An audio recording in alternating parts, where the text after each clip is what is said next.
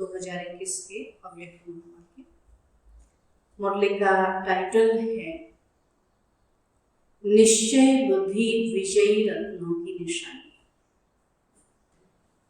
निश्चय बुद्धि विजयी रत्नों की निशानी। आज बाप दादा अपने चारों ओर के निश्चय बुद्धि विजयी बच्चों को देख रहे हैं। हर एक बच्चे के निश्चय की निशानियां दिख रही हैं और निश्चय की विशेष निशानी।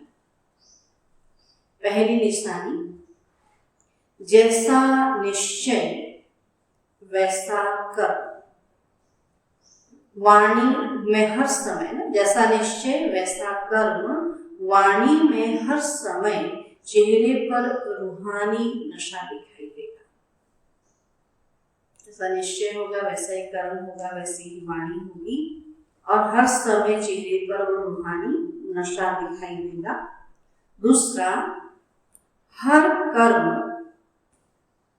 संकल्प में विजय सहज प्रत्यक्ष फल के रूप में अनुभव होगी।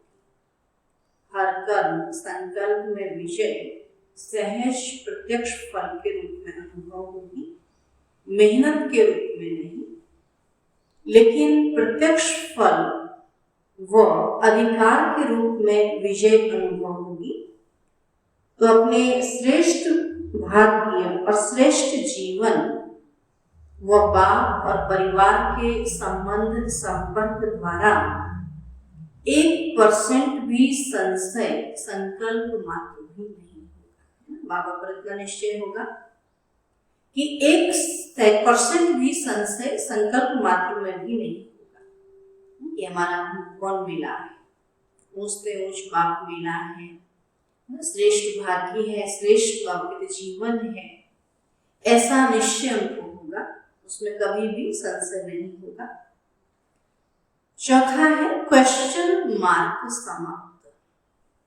क्या होगा, कैसे होगा, ये सब क्वेश्चन मार्क समाप्त। हर बात में बिंदु बन बिंदु लगाने वाले होंगे। जो होगा सब अच्छा होगा। हर बात में बिंदु बन बिंदु लगाने वाले होंगे।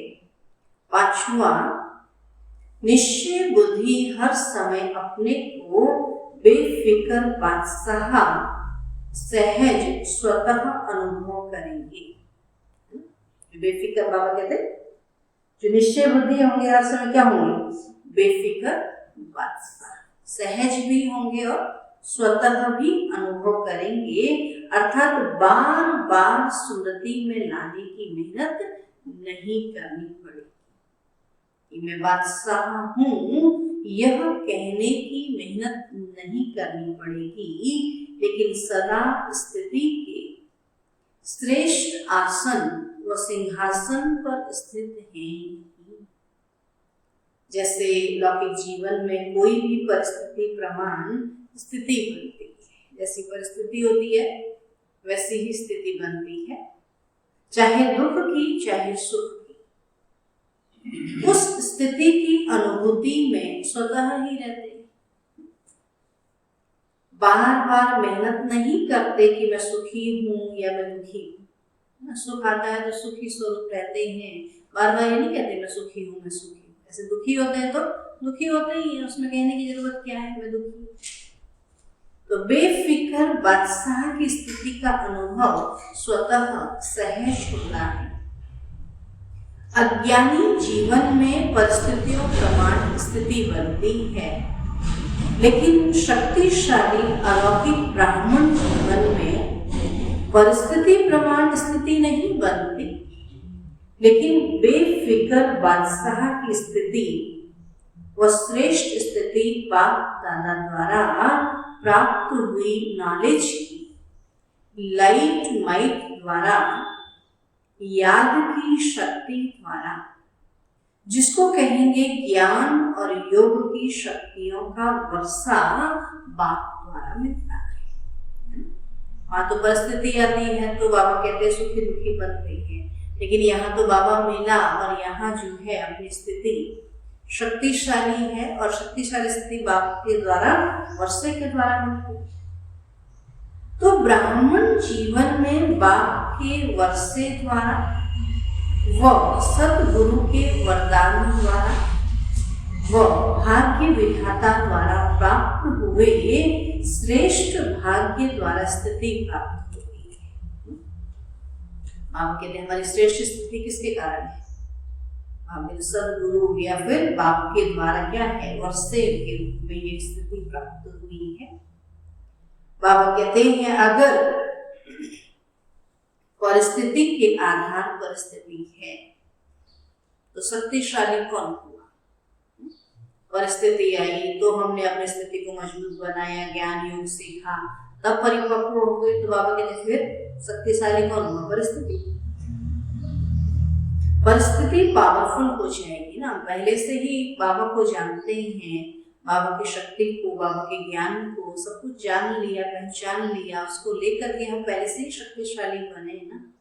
ये परिस्थिति आई, दुख आया तो हमने योग लगाना सीखा, तो हमने शक्ति, तो बाबा कहते फिर तो ये परिस्थिति को नंबर मिल गया। और परिस्थिति के आधार पर स्थिति बनाने वाला कभी भी अचल अडोल नहीं रह सकता। जैसे अज्ञानी जीवन में अभी अभी देखो बहुत खुशी में नाच रही है और अभी अभी उल्टे सोए हुए, अच्छी परिस्थिति आए, सुख आया तो खुशी में नाचते हैं, और कोई दुख आता है तो फिर उल्टे सोए हुए, बाबा दुख में होकर के, दुखी होकर के उल्टे सोए रहते।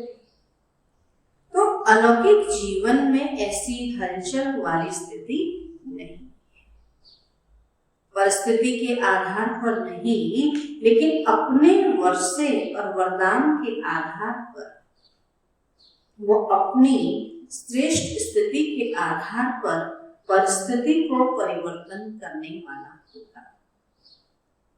निश्चय बुद्धि होगा, अपनी स्थिति से परिस्थिति को भी परिवर्तन करने वाला होगा। तो निश्चय बुद्धि इस कारण सदा बेफिक्र बादशाह है, क्योंकि फिक्र होता है कोई अप्राप्ति या कमी होने के कारण। लेकिन बाबा ने क्या किया? कहते भरपूर किया ना, बाबा मिला, सब कुछ मिला। फिक्र कब होती है? जब कोई चीज की कमी होती है। बाबा के बच्चों को तो कोई कमी है ही नहीं। तो बाबा कहते हैं बेफिक्र बादशाह है ना, क्योंकि फिक्र होता है कोई अप्राप्ति या कमी होने के कारण। अगर सर्व प्राप्ति स्वरूप है, मास्टर सर्वशक्तिवान है, तो फिक्र किस बात का रहा? बाबा कहते छठा पॉइंट है निश्चय बुद्धि अर्थात सदा बाप पर बलिहार जाने वाली। बलिहार अर्थात सर्वंश समर्पित, सर्वंश सहित समर्पित, चाहे देह भान में लाने वाले विकारों का वंश, चाहे देह के संबंध का वंश, चाहे देह के विनाशी पदार्थों की इच्छाओं का वंश, सर्व वंश में यह सब आ जाता है। तो सर्वंश समर्पित व सर्वंश त्यागी एक ही बात है।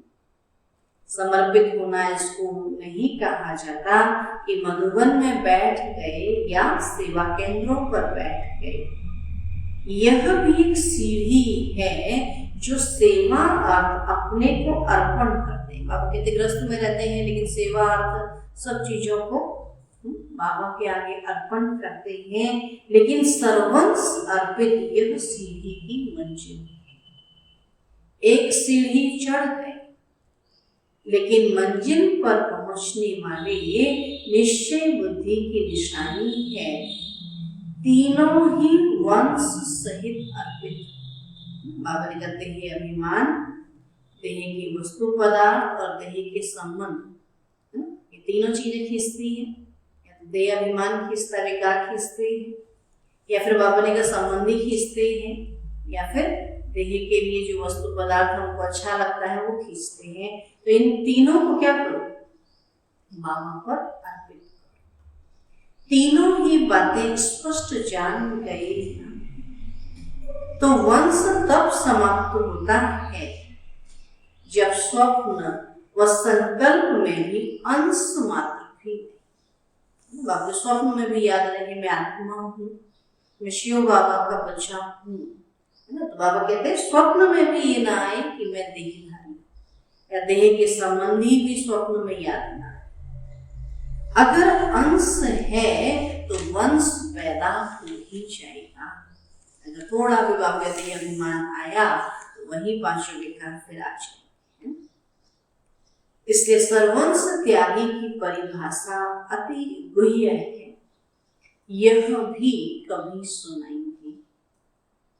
फिर सातवां बाबा ने कहा निश्चय बुद्धि सदा बेफिक्र निश्चिंत होगा, उसको कोई फिक्र नहीं। हर बात में विजय प्राप्त होने के नशे में निश्चित अनुभव करेगा कि हमारी विजय निश्चित है। तो निश्चय, निश्चिंत और निश्चित, तीन बातें बाबा ने निश्चय, निश्चिंत और निश्चित। पता है कि मेरा बाबा पर निश्चय है तो क्या होंगे, हर समय निश्चिंत होंगे, कोई चिंता नहीं। और निश्चित है कि हमारी ही विजय है और कौन विजय, तो यह हर समय अनुभव कराएगा। जो निश्चय बुद्धि होगा वो हर समय ये तीन बातें बाबा कहते अनुभव कराएगा। आठवां, वो सदा स्वयं भी नशे में रहेंगे और उनके नशे को देख दूसरों को भी यह रूहानी नशा अनुभव होगा। स्वयं इतने नशे में होंगे, उनको देख करके बाबा सबको रूहानी नशा अनुभव, औरों को भी रूहानी नशे में बाप की मदद से स्वयं की स्थिति से अनुभव कराए। स्वयं की स्थिति बाबा की कितना परिपक्व होगी, उनकी स्थिति से औरों को भी क्या होगा, बाबा पर निश्चय। तो निश्चय बुद्धि की व रूहानी नशे में रहने वाले के जीवन की विशेषताएं क्या होंगी। निश्चय बुद्धि है और नशे में, रूहानी नशे में रहने वाली है, उनकी जीवन की विशेषताएं क्या होंगी। पहली बात, जितना ही श्रेष्ठ नशा उतना ही निमित्त भाव हर जीवन के चरित्र में होगा। निमित्त भाव की कराने वाला बाबा है, हम तो निमित्त मात्र हैं।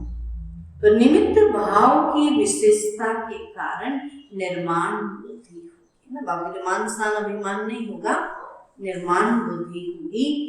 बुद्धि पर ध्यान देना, जितनी निर्माण बुद्धि होगी उतना निर्माण करते रहेंगे, तरक्की करते रहेंगे। अगर मान स्थान अभिमान आया तो वही ठहर जाए, और आपके जितना निर्माण बनेंगे तो उतना निर्माण करते रहेंगे।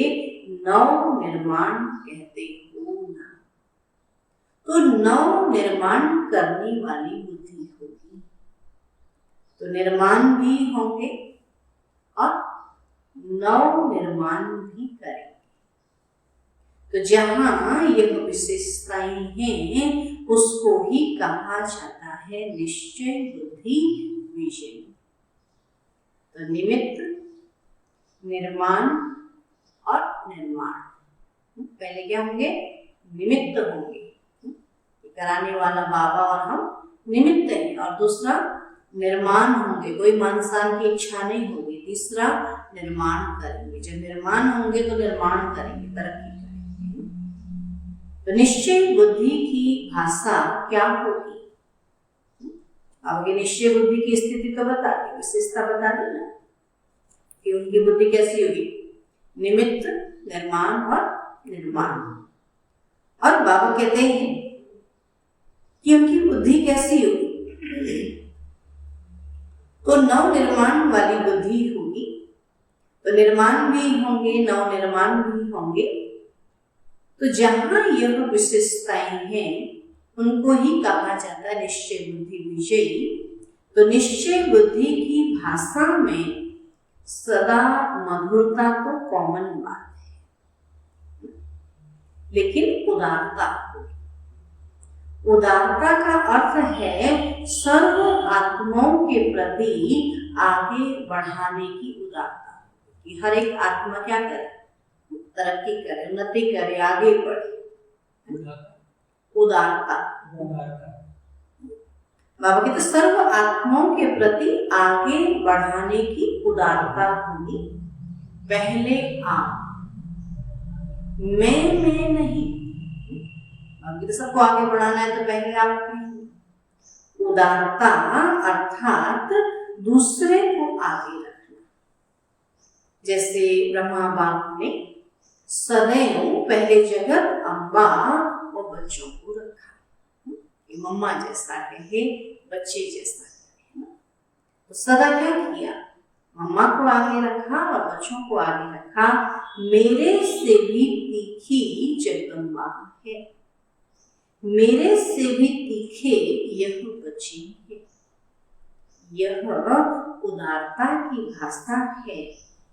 और जहां उदारता है, स्वयं के प्रति आगे रहने की इच्छा नहीं है, वहां ड्रामा अनुसार स्वतः ही मन इच्छित फल प्राप्त हो ही जाता है।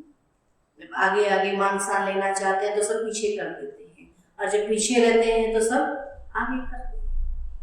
अब बाबा कहते कि स्वतः क्या मन इच्छित फल प्राप्त हो जाता है। जितना स्वयं इच्छा मात्र अविद्या की स्थिति में रहते, उतना बाप और परिवार अच्छा योग्य समझ उसको ही पहले रखते हैं।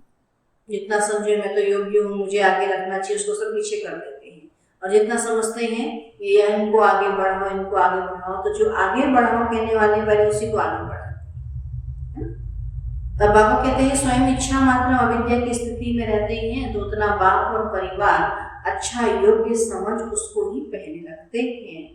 तो पहले आप मन से कहने वाले पीछे रह नहीं सकते। जो पहले आप कहते हैं, बाबा कहते हैं वो पीछे नहीं रह सकते, है ना। मन से जो पहले आप कहते हैं, खाली मुख से नहीं। तो वह मन से पहले आप कहता तो सर्व द्वारा पहले आप हो ही जाता है। ये तो मुख से पहले आप कहते हैं और खुद आगे बढ़ के उल्टा पुल्टा काम करते रहते। तो बाबा कहते तो ऐसे नहीं, मन से पहले आप कहना है तो सर्व द्वारा पहले आप हो ही जाता, लेकिन इच्छा वाला नहीं। तो निश्चय बुद्धि की भाषा सदा उदारता वाली भाषा, संतुष्टता की भाषा, सर्व के कल्याण की भाषा, और ऐसी भाषा वाले को कहेंगे निश्चय बुद्धि विजय। तो निश्चय बुद्धि तो सभी हो ना, क्योंकि निश्चय ही फाउंडेशन है। अगर बाबा में निश्चय नहीं तो फिर बाबा जीवन कैसे आगे बढ़ेगा। लेकिन जब परिस्थितियों का, माया का, संस्कारों का, भिन्न भिन्न स्वभावों का तूफान आता है, तब मालूम पड़ता है कि निश्चय का फाउंडेशन कितना मजबूत है। हम कहते हमारा बाबा में 100% निश्चय है ना, लेकिन कोई परिस्थिति आ गई, माया का प्रभाव आ गया ना, आपस में संस्कारों का टक्कर हो गया, भिन्न भिन्न स्वभावों के तूफान आते, तब मालूम पड़ता निश्चय है कि नहीं। थोड़ा टक्कर हुई और बोला हम तो गए, बाय बाय बाय, हम भी सुनना ज्ञान ध्यान तो भी रखो अपने पास। तो क्या ये निश्चय है? बने का ये सब तो होगा ही ना। दुनिया में रहते हैं, देखो आंधी तूफान, बाढ़, बारिश, गर्मी, सूखा, सभी कुछ होता है। तो क्या दुनिया छोड़ के चले जाते हैं? स्थिति परिस्थिति सब आती है तो वहीं रहते ही है ना। तो ऐसे ही बाबा पर निश्चय माना कुछ भी हो जाए, कैसी भी परिस्थिति आ जाए, कैसे भी मायावी मनुष्य संस्कारों का स्वभाव का टक्कर हो, लेकिन बाबा कहते हम बाबा का हाथ और साथ छोड़ के ना जाए। तब पता पड़ता कि निश्चय का फाउंडेशन कितना मजबूत है कि हम किसी दुनिया, बाबा कहते किसी बाबा के बच्चे को देख करके नहीं, हम बाबा को देख करके आए, और बाबा को देख करके ही हमको चलना है। अगर हम यहाँ रहते हुए किसी देहदारी को देखते हैं तो बाबा कहते फिर हमारा ज्ञान निश्चय बाबा को थोड़ी।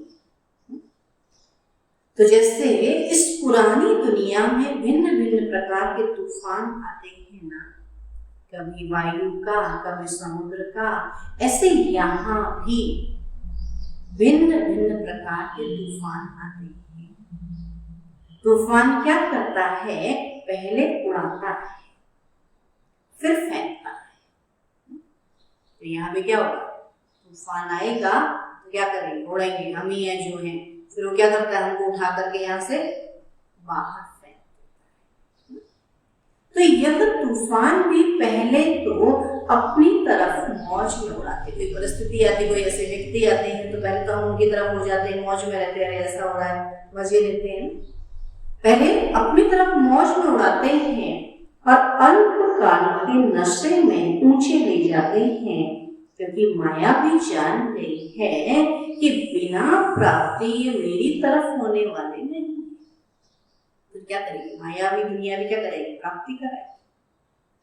तो पहले आर्टिफिशियल प्राप्ति में ऊपर उड़ाती है, फिर नीचे गिरती कला में ले आती है। चतुर है, सब कुछ मिलेगा, नाम मान शान मिलेगा, धन दौलत वैभव मिलेगा, है ना। फिर बाबा को छोड़ करके क्या करेंगे, माया का हाथ पकड़ लेंगे। भी चतुर है ना। तो निश्चय बुद्धि की नजर त्रिनेत्री होती है, ये बाबा द्वारा कार्य हो रहा है या माया द्वारा हो रहा है। तो जो निश्चय बुद्धि होंगे वो त्रिनेत्री होंगे। तीसरे नेत्र से तीनों कालों को देख लेते हैं, इसलिए कभी धोखा नहीं खा सकते। तो निश्चय की परख तूफान के समय होती है। इनका साथी है भगवान, क्या है ना, उसके लिए क्या आदि क्या तूफान है ना। बाबा के अंदर क्या करे, कुछ नहीं। तो निश्चय की परख कब होती है, तूफान के समय। जैसे तूफान बड़े बड़े पुराने वृक्ष के फाउंडेशन को उखाड़ लेता है, तो यह माया के तूफान भी निश्चय के फाउंडेशन को उखाड़ने की कोशिश करते हैं। तूफान आ रहे हैं, माना हमारे निश्चय को हिलाने के लिए आ रहे हैं, तो हम देखो हम पक्के हैं या हिल जाते हैं। लेकिन रिजल्ट में उखड़ते कम हैं, हिलते ज्यादा है। हिलने से भी फाउंडेशन कच्चा हो जाता है। तो ऐसे समय पर अपने निश्चय के फाउंडेशन को चेक करो। वैसे कोई से भी पूछेंगे कि निश्चय पक्का है, तो क्या कहेंगे, बहुत अच्छा भाषण करेंगे। अगर निश्चय के लिए क्या कहेंगे, अपने लिए बहुत अच्छा भाषण करेंगे, अच्छा भी है, निश्चय में है ना, अच्छी बात है। लेकिन समय पर अगर हिलता भी है तो निश्चय का हिलना अर्थात जन्म जन्म की प्रारब्ध से हिलना। इसलिए तूफानों के समय चेक करो कि कोई हद का मान शान न दे या व्यर्थ संकल्पों के रूप में माया का तूफान आए। जो चाहना रखते हो वह चाहना अर्थात इच्छा पूर्ण न हो, ऐसे टाइम पर जो निश्चय है कि मैं समर्थ बाप की समर्थ आत्मा हूं, वह याद रहता है या व्यर्थ समर्थ के ऊपर विजयी हो जाता है। व्यर्थ की बातें अब समर्थ के ऊपर विजयी हो जाता है। अगर व्यर्थ विजय प्राप्त कर लेता है तो निश्चय का फाउंडेशन हिलेगा ना। तूफान आया और हमारा व्यर्थ चलने लगा तो बाबा ने तो निश्चय का, तूफान के समय तो बाबा ने निश्चय और पक्का हो जाना चाहिए कि तूफान आ रहा है और बाबा हमको और मजबूत कर रहा है।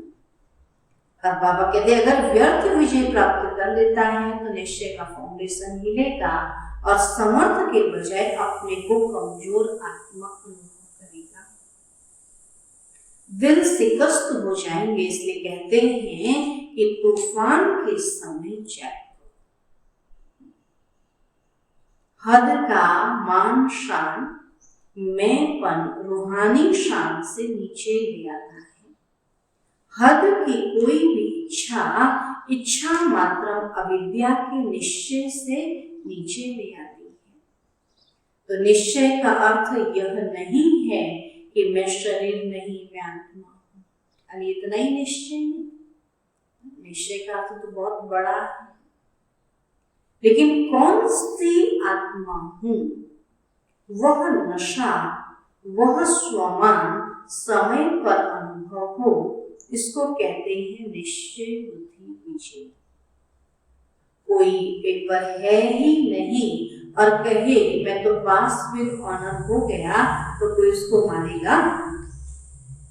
कोई पेपर आए ही नहीं और कहे मैं तो पास विद ऑनर, कोई मानेगा? सभी के बच्चे सब पास हो गए, बच्चे को भी अच्छा खुशी मिलेगी?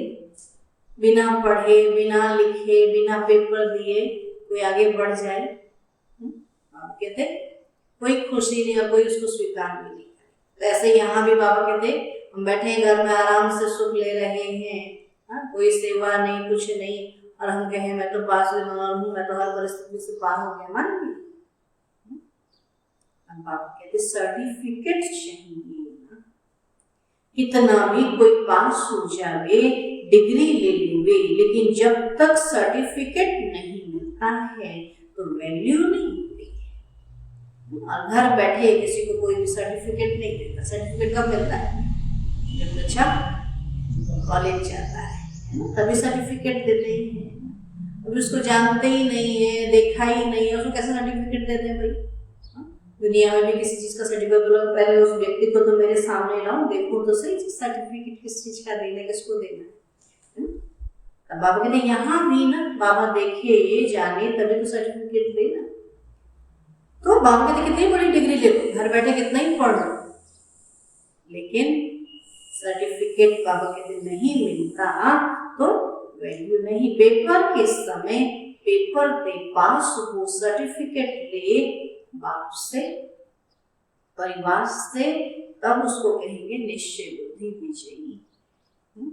यहाँ एक रोज आता था, देखा था, ऐसी परिस्थिति आई तो भी नहीं मिला, ये हुआ तो भी नहीं। अभी घर बैठे तो क्या परिस्थिति आ रही है? कुछ नहीं, वहां बैठे तो सभी पास हो जाए, है ना? तब बाबा कहते सर्टिफिकेट कब मिलेगा? पेपर के समय, बाबा से और परिवार से, तब उसको कहेंगे निश्चय बुद्धि विजयी। समझा? तो फाउंडेशन को भी चेक करते रहो। निश्चय बुद्धि की विशेषता सुनिए। जैसा समय वैसे रूहानी नशा जीवन में दिखाई दे। सिर्फ अपना मन खुश न हो, लेकिन लोग भी खुश हो। हम ऐसा पुरुषार्थ करें कि हमसे लोग भी खुश हों, सभी अनुभव करें कि हाँ यह नशे में रहने वाली आत्मा है। सिर्फ मन पसंद नहीं, लेकिन लोग पसंद, बाप पसंद है।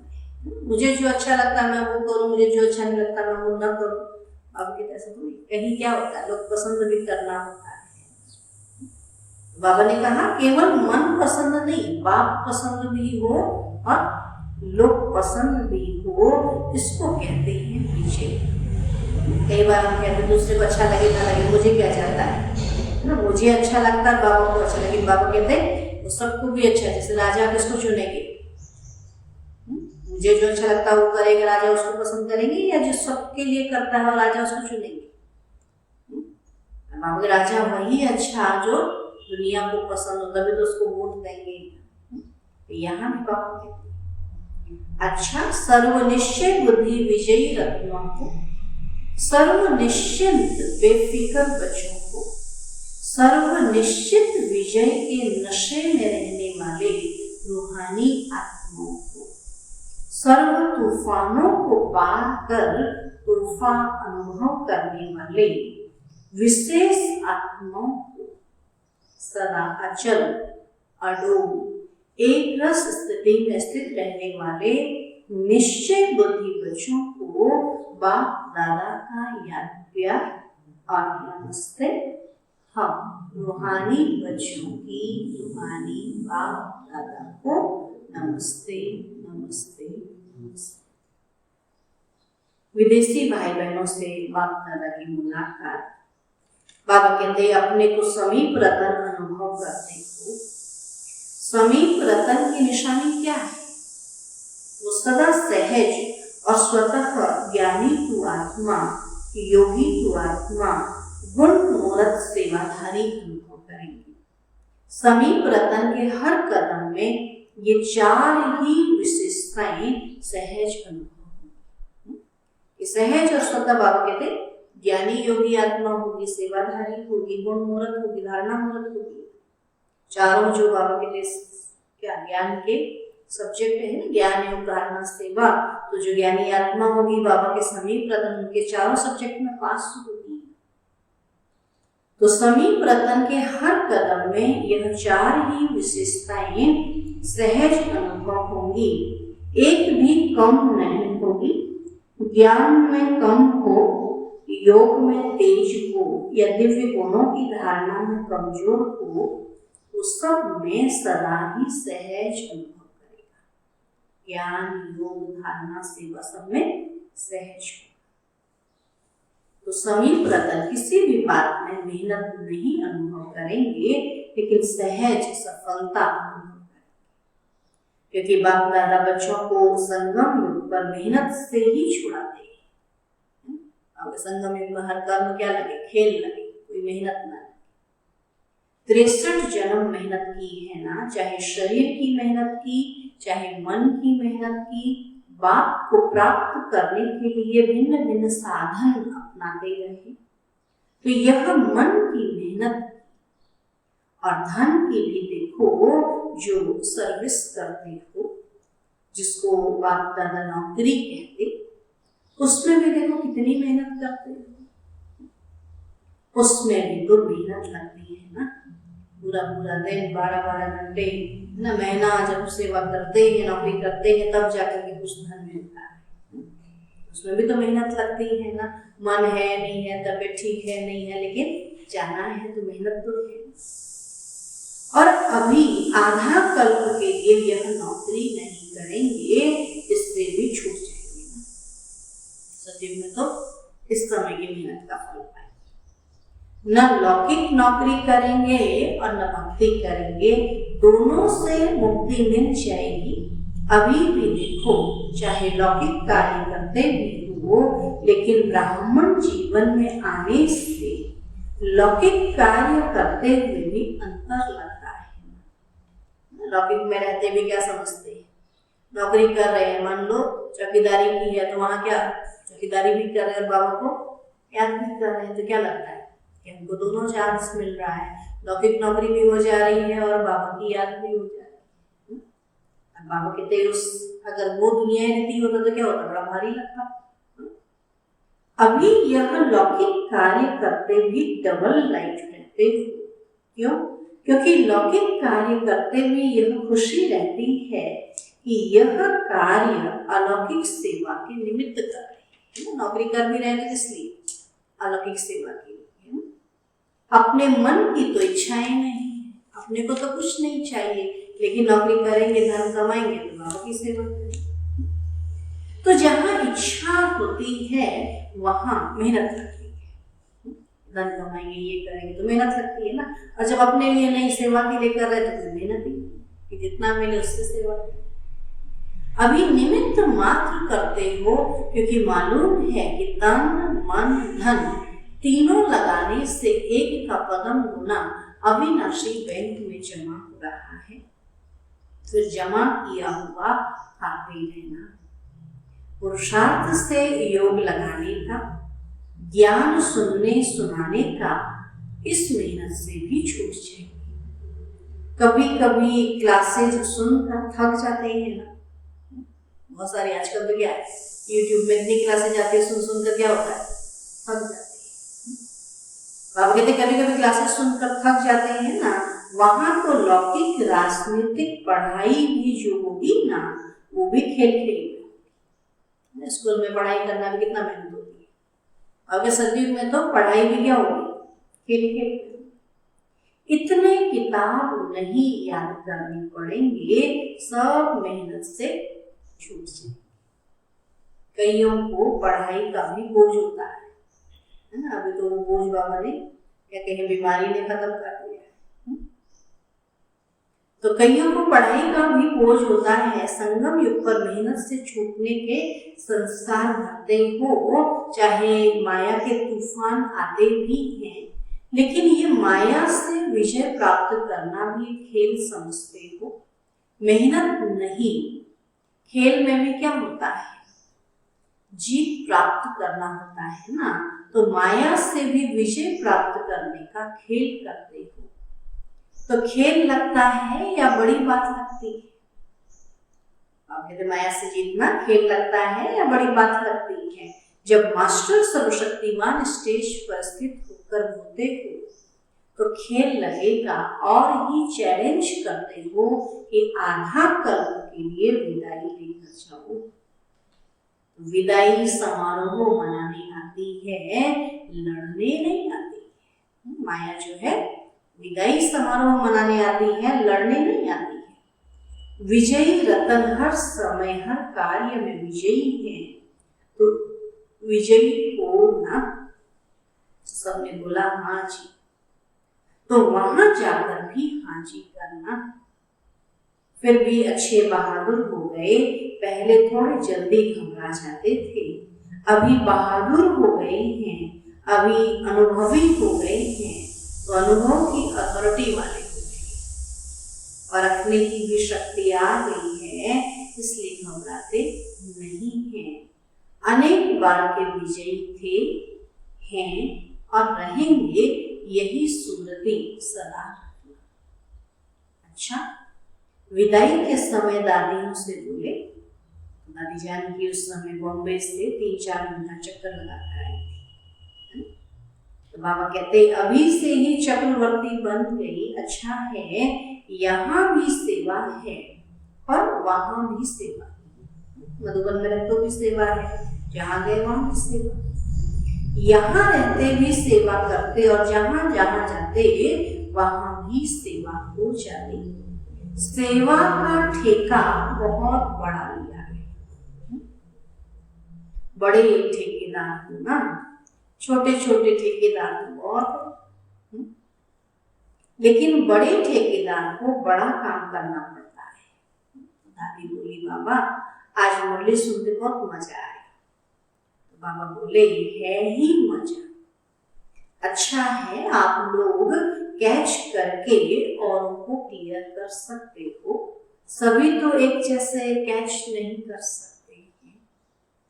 जैसे जगदम्बा मुरली सुनकर क्लियर करके सहज करके सभी को धारण कराती रही। पहले मम्मा क्लियर करती थी, फिर दादी जान भी क्लियर करती। ऐसे अभी आप निमित्त हो, कोई नए तो समझ भी नहीं सकते, लेकिन बात दादा सिर्फ सामने वालों को नहीं देखते, जो बैठे हैं सभा में उन्हें ही नहीं देखते, सभी को सामने रखते ना, पूरे विश्व को सामने रखते। फिर भी सामने अनन्य होते हैं तो उन्हों के प्रति निकलता है। आप लोग को पढ़कर भी कैच कर सकते हो। सामने बैठे लोगों को समझाता है, कोई तो पढ़ के भी कैच कर लेते हैं। अभी तो हमारे हंसने में तो क्या है, पढ़ के ही कैच कर। अच्छा, आज का वरदान है व्यर्थ की लीकेज को समाप्त कर समर्थ बनने वाले कम खर्च वाला नशीन। व्यर्थ की लीकेज को समाप्त कर समर्थ बनने वाले कम खर्च वाला नसीम भाव। संगम युग पर बाप दादा द्वारा जो भी खजाने मिले हैं, उन सर्व खजानों को व्यर्थ जाने से बचाओ तो कम खर्च वाला नसीम बन जाएंगे। व्यर्थ से बचाव करना अर्थात समर्थ बनना, और जहां समर्थी है वहां व्यर्थ जाए यह हो नहीं सकता। अगर व्यर्थ की लीकेज है तो कितना भी पुरुषार्थ करो, मेहनत करो, लेकिन शक्तिशाली बन नहीं सकते। आप यदि कमाई एक करते और व्यर्थ 10 गवाते तो फिर समर्थ बन नहीं सकते। इसलिए लीकेज को चेक कर समाप्त करो तो व्यर्थ से समर्थ हो जाएंगे। स्लोगन है प्रवृत्ति में रहते संपूर्ण पवित्र रहना, यही योगी व ज्ञानी तु आत्मा की चैलेंज। प्रवृत्ति में रहते संपूर्ण पवित्र रहना, यही ज्ञानी व ज्ञानी तु आत्मा की चैलेंज है। हर गृहस्थ में रहते हुए पवित्र रहना। ओम शांति।